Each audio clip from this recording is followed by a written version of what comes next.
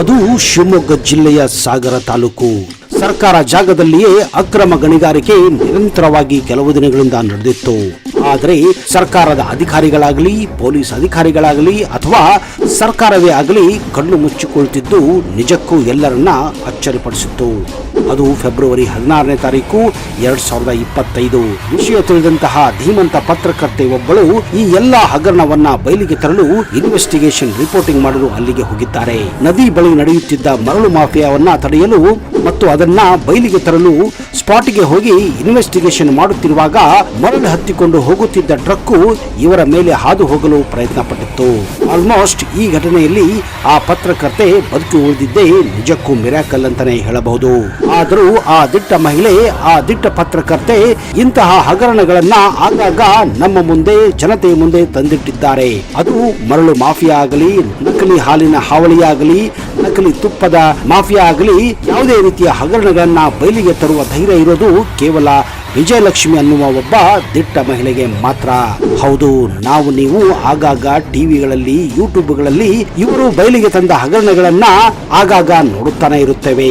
ಆದರೆ ಆ ವಿಜಯಲಕ್ಷ್ಮಿ ಯಾರು, ಅವರ ಹಿನ್ನೆಲೆ ಏನು, ಅವರು ಒಬ್ಬ ಇನ್ವೆಸ್ಟಿಗೇಷನ್ ರಿಪೋರ್ಟರ್ ಆಗೋಕೆ ಕಾರಣ ಏನು, ಎಲ್ಲ ಇಂಚಿಂಚು ಮಾಹಿತಿಯನ್ನ ಇವತ್ತಿನ ಈ ವಿಡಿಯೋದಲ್ಲಿ ನಿಮಗೆ ತಿಳಿಸ್ಕೊಡ್ತಾ ಇದ್ದೀನಿ.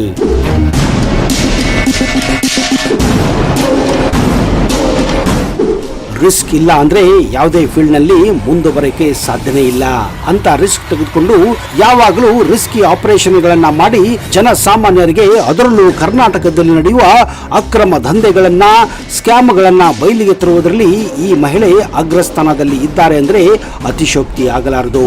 ಹೌದು, ಅವರೇ ಕರ್ನಾಟಕ ಕಂಡ ದಿಟ್ಟ ಹಾಗೂ ಪ್ರಾಮಾಣಿಕ ಪತ್ರಕರ್ತೆ ವಿಜಯಲಕ್ಷ್ಮಿ ಶಿಬರು. ವಿಜಯಲಕ್ಷ್ಮಿ ಅಂದ ತಕ್ಷಣ ನಮ್ಮ ಕಣ್ಣ ಮುಂದೆ ಬರೋದೇ ಹಲವಾರು ಸ್ಕ್ಯಾಮ್ಗಳನ್ನ ಬಯಲಿಗೆ ತಂದಂತಹ ವ್ಯಕ್ತಿ ಅಂತ. ಇವರು ಮಾಡಿದಂತಹ ಸ್ಟ್ರಿಂಗ್ ಆಪರೇಷನ್ಗಳಾಗಲಿ, ಇನ್ವೆಸ್ಟಿಗೇಷನ್ ರಿಪೋರ್ಟಿಂಗ್ ಆಗಲಿ, ಇವುಗಳಿಗೆ ಲೆಕ್ಕವೇ ಇಲ್ಲ. ಇನ್ವೆಸ್ಟಿಗೇಷನ್ ರಿಪೋರ್ಟಿಂಗ್ ಅಥವಾ ಸ್ಟ್ರಿಂಗ್ ಆಪರೇಷನ್ ಅನ್ನ ಕನ್ನಡದಲ್ಲಿ ಕುಟುಕು ಕಾರ್ಯಾಚರಣೆ ಅಂತ ಕರೆಯುತ್ತಾರೆ. ಇಲ್ಲಿ ಯಾರಿಗೂ ಗೊತ್ತಾಗದ ಹಾಗೆ, ಅದರಲ್ಲೂ ಯಾರನ್ನ ಟಾರ್ಗೆಟ್ ಮಾಡಬೇಕಂತ ನಿರ್ಧಾರ ಮಾಡಿ ಅಂತಹ ವ್ಯಕ್ತಿಯನ್ನ ರಹಸ್ಯವಾಗಿ ಭೇಟಿ ಮಾಡಿ ಅವರ ಜೊತೆ ಮಾತನಾಡುತ್ತಲೇ ಅಪರಾಧವನ್ನ ರಹಸ್ಯಮಯವಾಗಿ ವಿಡಿಯೋ ರೆಕಾರ್ಡಿಂಗ್ ಮಾಡಿ ಅಥವಾ ಆಡಿಯೋ ರೆಕಾರ್ಡಿಂಗ್ ಮಾಡಿ ಅವುಗಳನ್ನ ಬಿತ್ತರಿಸುವುದಕ್ಕೆ ಸ್ಟ್ರಿಂಗ್ ಆಪರೇಷನ್ ಅಥವಾ ಕುಟುಕು ಕಾರ್ಯಾಚರಣೆ ಅಂತ ಕೂಡ ಕರೆಯುತ್ತಾರೆ. ಇವುಗಳನ್ನ ಇತ್ತೀಚೆಗೆ ಹೆಚ್ಚಾಗಿ ಟಿವಿ ಮಾಧ್ಯಮದಲ್ಲಿ ನಾವು ಕಾಣಬಹುದು. ಸ್ಟ್ರಿಂಗ್ ಆಪರೇಷನ್ ಮಾಡಲು ನಿಜಕ್ಕೂ ಗುಂಡಿಗೆ ಬೇಕಾಗುತ್ತದೆ, ಧೈರ್ಯ ಬೇಕಾಗುತ್ತದೆ ಹಾಗೂ ಅಷ್ಟೇ ಚಾತುರ್ಯತೆಯನ್ನು ಕೂಡ ಹೊಂದಬೇಕಾಗುತ್ತದೆ. ಒಂದು ವೇಳೆ ಸ್ಟ್ರಿಂಗ್ ಆಪರೇಷನ್ ಮಾಡುವಾಗ ಸಿಕ್ಕು ಬಿದ್ದರೆ ಅಂತಹ ಪತ್ರಕರ್ತರಿಗೆ ಜೀವದ ಅಪಾಯ ಕೂಡ ಇರುತ್ತದೆ. ಇಂತಹ ಸ್ಟ್ರಿಂಗ್ ಆಪರೇಷನ್ ಗಳನ್ನ, ಇನ್ವೆಸ್ಟಿಗೇಷನ್ ರಿಪೋರ್ಟ್ ಗಳನ್ನ ಮಾಡೋಕೆ ನಿಜಕ್ಕೂ ಗುಂಡಿಗೆ ಬೇಕು. ತಮ್ಮ ಜೀವಕ್ಕೆ ಹೆದರಿಕೆ ಇದ್ದರೂ, ಬೆದರಿಕೆ ಇದ್ದರೂ ಇವುಗಳನ್ನೆಲ್ಲ ಮೆಟ್ಟಿ ನಿಂತಹ ಆ ಧೀರ ಮಹಿಳಾ ಪತ್ರಕರ್ತೆಯೇ ವಿಜಯಲಕ್ಷ್ಮಿ ಶಿಬರು. ಇವರನ್ನು ಕರ್ನಾಟಕದ ಇನ್ವೆಸ್ಟಿಗೇಷನ್ ರಿಪೋರ್ಟಿಂಗ್ ಕ್ವೀನ್ ಅಂತಾನೆ ಕರೆಯಬಹುದು. ಇವರು ಮಾಡಿದಂತಹ ಇನ್ವೆಸ್ಟಿಗೇಷನ್ ರಿಪೋರ್ಟ್ ಗಳಿಗೆ, ಸ್ಟ್ರಿಂಗ್ ಆಪರೇಷನ್ ಗಳಿಗೆ ಲೆಕ್ಕವೇ ಇಲ್ಲ. ವಿಜಯಲಕ್ಷ್ಮಿ ಶಿಬ್ರೂರ್ ಮೂಲತಃ ದಕ್ಷಿಣ ಕನ್ನಡ ಜಿಲ್ಲೆಯ ಮಂಗಳೂರು ಸಮೀಪದ ಶಿಬ್ರೂರು ಗ್ರಾಮದವರು. ವಿಜಯಲಕ್ಷ್ಮಿ ಹುಟ್ಟಿದ್ದು 1979 ಏಪ್ರಿಲ್ 3ನೇ ತಾರೀಕು. ಆದರೆ ಅದ್ಯಾವ ಕಾರಣಕ್ಕೆ ಗೊತ್ತಿಲ್ಲ, ವಿಜಯಲಕ್ಷ್ಮಿ ತಮ್ಮ ಬಾಲ್ಯವನ್ನ ಹೆಚ್ಚಾಗಿ ತಮ್ಮ ತಂದೆ ತಾಯಿ ಜೊತೆ ಕಳೆಯಲು ಸಾಧ್ಯವಾಗುವುದಿಲ್ಲ. ಅವರು ತಮ್ಮ ಹೆಚ್ಚಿನ ಸಮಯವನ್ನ ತಮ್ಮ ಅಜ್ಜಿಯ ಜೊತೆಯೇ ಕಳೆಯುತ್ತಾರೆ.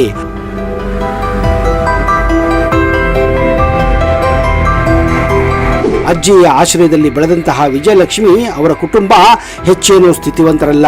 ಚಿಕ್ಕಂದಿನಿಂದಲೂ ತಂದೆ ತಾಯಿಯಿಂದ ದೂರು ಹಾಗೂ ಅಜ್ಜಿಯ ಮನೆಯಲ್ಲಿ ಹಲವಾರು ಕಷ್ಟಗಳನ್ನ ಅವರು ಚಿಕ್ಕವರಿದ್ದಾಗಲೇ ಅನುಭವಿಸಿಬಿಟ್ಟಿದ್ದರು. ಹೀಗಾಗಿ ಕಷ್ಟಗಳಂದ್ರೆ ಅವರಿಗೆ ಏನು ಅಪರಿಚಿತವೇನಲ್ಲ.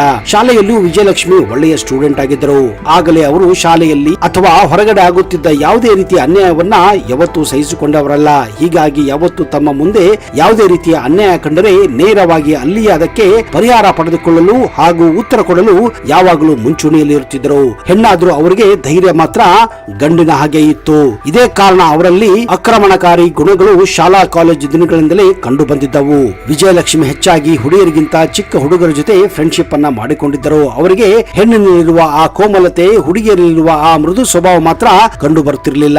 ಚಿಕ್ಕಂದಿನಿಂದಲೂ ಅವರು ಶಾಲಾ ದಿನಗಳಲ್ಲಿ ಶಾಲೆಯಲ್ಲಿ ನಡೆಯುವ ಹಾಗೂ ಅಂತರ್ ಶಾಲಾ ಮಟ್ಟದಲ್ಲಿ ನಡೆಯುವ ಡಿಬೇಟ್ಗಳಾಗಲಿ, ಭಾಷಣಗಳಾಗಲಿ ಅಂತದ್ರಲ್ಲಿ ಭಾಗವಹಿಸುವುದರಲ್ಲಿ ಮುಂಚೂಣಿಯಲ್ಲಿದ್ದರು. ಅವರ ಬಾಯಲ್ಲಿ ಬೆಂಕಿಯಂತಹ ಭಾಷಣಗಳನ್ನು ಕೇಳಿ ಅವರ ಸಹಪಾಠಿಗಳು, ಶಾಲೆಯ ಶಿಕ್ಷಕರು ಕೂಡ ಬೆಚ್ಚಿ ಬೀಳುತ್ತಿದ್ದರು. ಇದಕ್ಕೆ ಕಾರಣ ಅವರ ಎದೆಯಲ್ಲಿ ಇದ್ದಂತಹ ಆ ಬೆಂಕಿ ಮತ್ತು ಆ ಮಾತಿನ ಚಾತುರ್ಯತೆ ಹಾಗೂ ಅಗಾಧವಾದಂತಹ ನಾಲೆಜ್. ಇದೇ ಕಾರಣ ಅವರು ಕರ್ನಾಟಕದಲ್ಲಿ ನಡೆಯುತ್ತಿದ್ದ ಯಾವುದೇ ಭಾಷಣ ಸ್ಪರ್ಧೆ ಆಗಲಿ, ಡಿಬೇಟ್ ಆಗಲಿ, ಶಾಲಾ ಕಾಲೇಜು ದಿನಗಳಿಂದಲೇ ಕಾಂಪಿಟೇಷನ್ ಅಲ್ಲಿ ಭಾಗವಹಿಸುತ್ತಿದ್ದರು. ವಿಜಯಲಕ್ಷ್ಮಿ ಅವರಿಗೆ ಚಾಲೆಂಜ್ ಅನ್ನ ಸ್ವೀಕರಿಸುವುದಂದ್ರೆ ಎಲ್ಲಿಲ್ಲದ ಆಸಕ್ತಿ. ಇದನ್ನೆಲ್ಲ ನೋಡಿದಂತಹ ವಿಜಯಲಕ್ಷ್ಮಿಯ ಪ್ರಾಧ್ಯಾಪಕರು ಕೆಲವರು ಅವರನ್ನ ನೀವು ವಕೀಲ ಆಗುವಂತೆ ಸಲಹೆ ನೀಡುತ್ತಾರೆ, ಇನ್ನು ಕೆಲವರು ಅವರಿಗೆ ಜರ್ನಲಿಸ್ಟ್ ಆಗುವಂತೆ ಸಜೆಸ್ಟ್ ಮಾಡುತ್ತಾರೆ.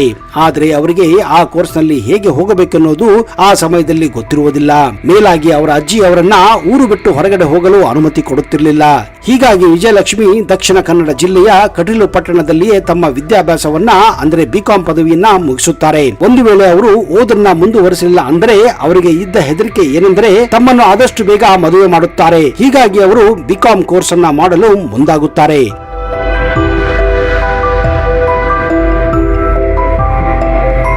ನಮಗೆ ಇಷ್ಟವಿಲ್ಲದಿದ್ದರೂ ಕೂಡ ಬಿಕಾಂ ಪದವಿಯನ್ನ ಮುಂದುವರಿಸುತ್ತಾರೆ. ಆದರೆ ಈ ಬಿಕಾಂ ಮಾಡುವಾಗಲೇ ಅವರಿಗೆ ಹಲವಾರು ಎಕ್ಸ್ಟ್ರಾ ಕರಿಕ್ಯುಲಮ್ ಆಕ್ಟಿವಿಟೀಸ್ ಗಳಲ್ಲಿ ತಮ್ಮನ್ನು ತಾವು ತೊಡಗಿಕೊಳ್ಳುತ್ತಾರೆ. ಯಕ್ಷಗಾನವೇ ಆಗಲಿ, ನಾಟಕವೇ ಆಗಲಿ, ಭಾಷಣವೇ ಆಗಲಿ, ಎಲ್ಲೆಲ್ಲಿ ಕಾಲೇಜುಗಳಲ್ಲಿ ಪ್ರೋಗ್ರಾಂಗಳು ಇರುತ್ತಿತ್ತೋ ಆ ಎಲ್ಲ ಪ್ರೋಗ್ರಾಂಗಳಲ್ಲಿ ಅವರು ಭಾಗಿಯಾಗಿರುತ್ತಿದ್ದರು. ಇದೇ ಸಮಯದಲ್ಲಿ ಅವರಿಗೆ ಆಧ್ಯಾತ್ಮದ ಬಗ್ಗೆ ಒಲವು ಕೂಡ ಜಾಸ್ತಿ ಆಗುತ್ತದೆ.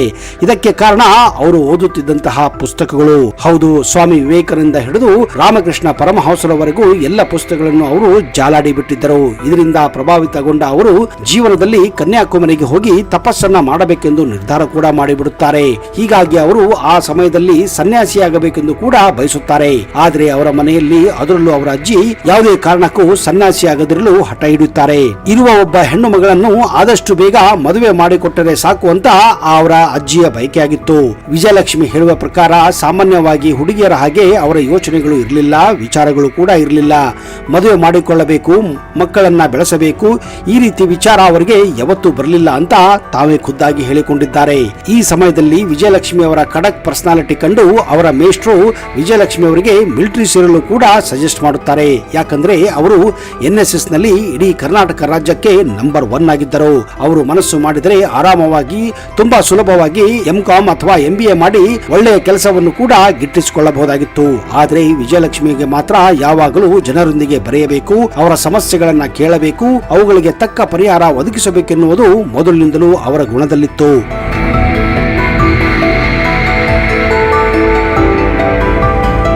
ಅವರಿಗೆ ಜೀವನದಲ್ಲಿ ಹೊಸ ಹೊಸ ಚಾಲೆಂಜ್ಗಳನ್ನ, ಸವಾಲುಗಳನ್ನ ಎದುರಿಸುವುದು ಖುಷಿ ಅಂತ ಅವರೇ ಹೇಳಿಕೊಂಡಿದ್ದಾರೆ.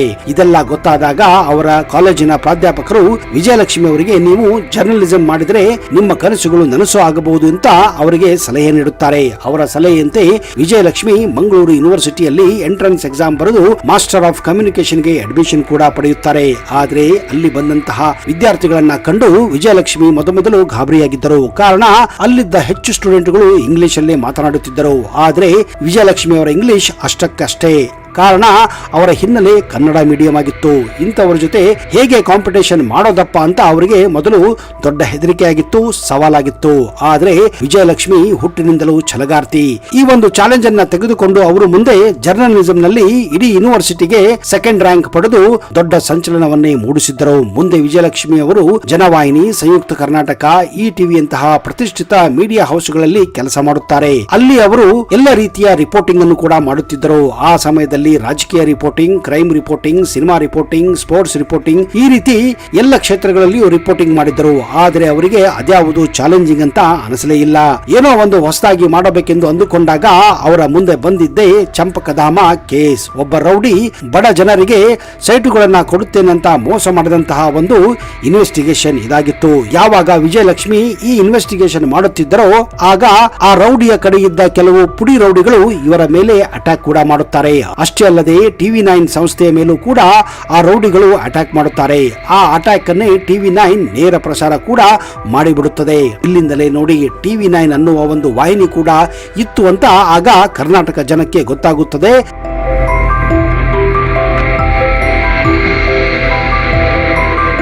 ಅಷ್ಟೇ ಅಲ್ಲದೆ ವಿಜಯಲಕ್ಷ್ಮಿಗೂ ಕೂಡ ಈ ಒಂದು ಇನ್ವೆಸ್ಟಿಗೇಷನ್ ಅವರ ಜೀವನದ ಟರ್ನಿಂಗ್ ಪಾಯಿಂಟ್ ಆಗುತ್ತದೆ. ಈ ರೀತಿ ಅವರು ಇನ್ವೆಸ್ಟಿಗೇಷನ್ ರಿಪೋರ್ಟಿಂಗ್ ಮತ್ತು ಸ್ಟಿಂಗ್ ಆಪರೇಷನ್ಗಳಲ್ಲಿ ತಮ್ಮನ್ನು ತಾವು ತೊಡಗಿಕೊಳ್ಳಲು ಪ್ರಾರಂಭ ಮಾಡುತ್ತಾರೆ. ಮುಂದೆ ಅವರು ಟಿವಿ 9 ಅನ್ನ ತೊರೆದು ಸುವರ್ಣ ನ್ಯೂಸ್ ಸೇರಿಕೊಳ್ಳುತ್ತಾರೆ.